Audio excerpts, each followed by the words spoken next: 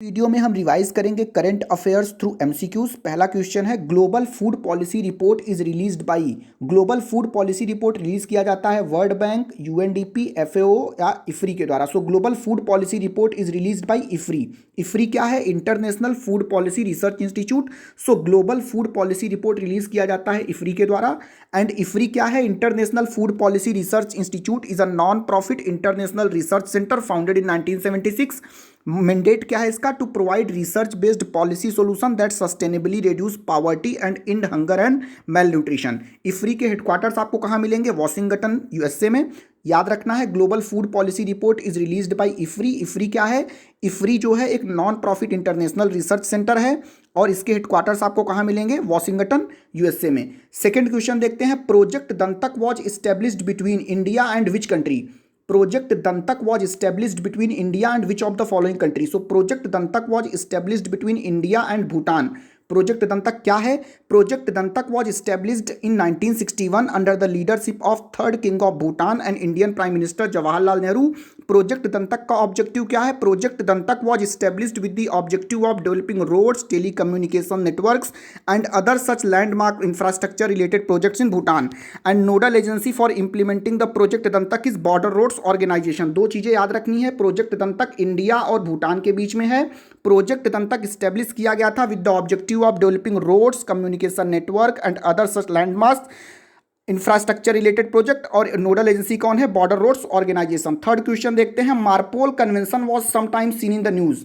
MARPOL convention was sometimes seen in the news, which of the following correctly describes the MARPOL convention? So MARPOL convention क्या है? MARPOL convention is a convention that aims to prevent pollution of marine environment by ships from operational और accidental causes. याद रखना है, MARPOL convention एक convention है जो aim करता है to prevent pollution of the marine environment by ships from operational और accidental causes.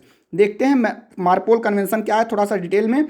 International Convention for the prevention of Pollution from Ships. International Convention for the prevention of Pollution from Ships is also known as Marpol convention, is one of the main international convention. It aims at the prevention of pollution of the marine environment by ships from operational और accidental causes. Okay, and Marpol Convention was adopted by International Maritime Organization on 2nd November 1973 and India is a signatory to the Marpol Convention. याद रखना है, MARPOL convention क्या है? MARPOL convention एक international convention है जो aim करता है at the prevention of pollution of the marine environment by ships from operational और एक्सीडेंटल कॉजेज।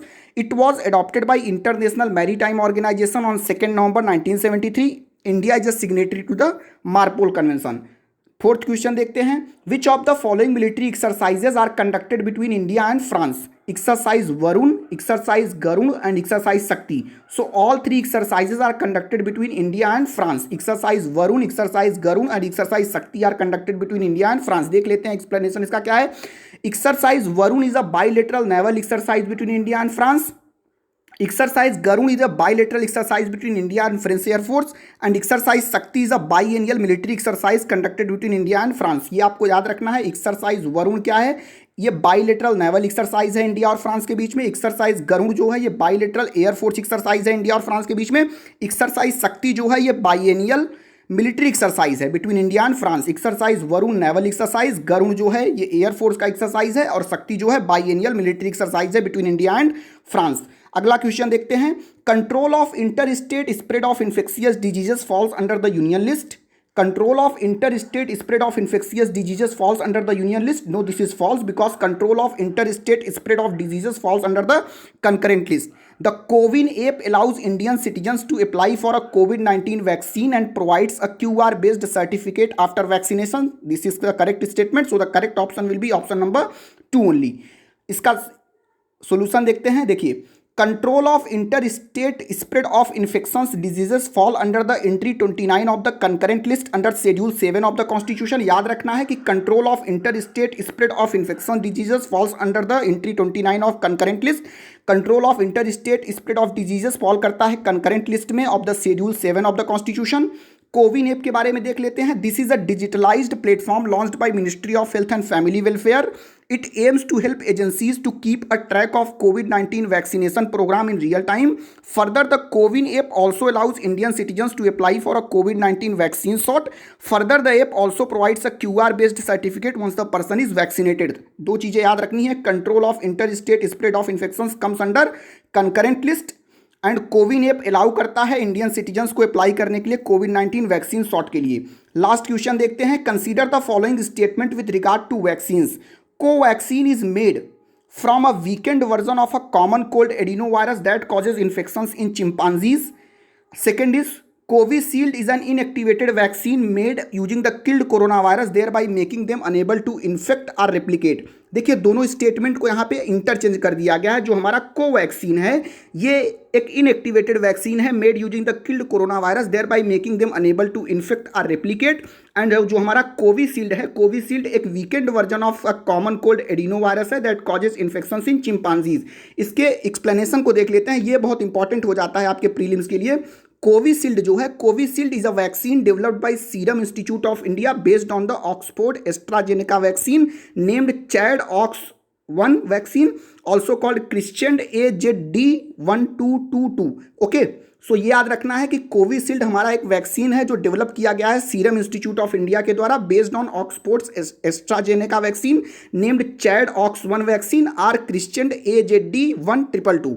एंड यहाँ पे देखिए कोविशील्ड है एक weakened version of common cold adeno virus that causes infections in chimpanzees. Okay, so Covishield किस type का vaccine है? It is made from a weakened version of common cold adeno virus that causes infections in chimpanzees.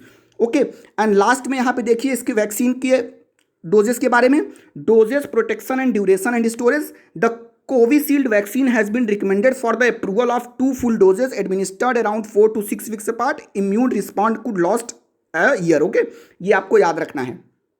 Covaxin के बारे में देख लेते हैं। Covaxin has been indigenously developed by Hyderabad based Bharat Biotech in collaboration with Indian Council of Medical Research. So Covaxin indigenously develop किया गया है by Bharat Biotech in collaboration with Indian Council of Medical research.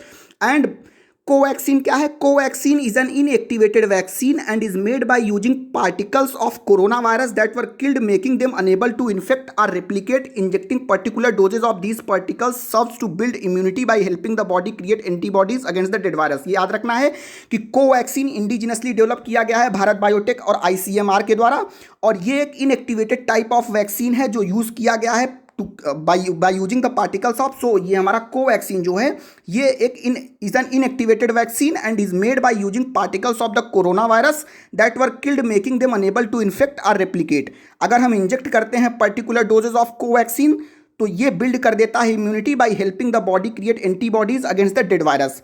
Covaxin के doses, protection and duration and storage के बारे में देख लेते हैं। The Covaxin will be administered in 2 doses and stored at 2 to 8 degree Celsius. ये दो चीज़ आपको याद रखना है कि कोवैक्सीन जो है एक इनएक्टिवेटेड फॉर्म ऑफ वैक्सीन है या इनएक्टिवेटेड वैक्सीन है जो मेड किया गया है, जो बनाया गया है by using particles of the corona virus that were killed making them unable to infect और रेप्लिकेट। और हमारा जो कोविशील्ड है, कोविशील्ड जो है ये बनाया गया है from a weakened version of common cold adeno virus that causes infections in chimpanzees. So these were some of the questions related to current affair. Thank you.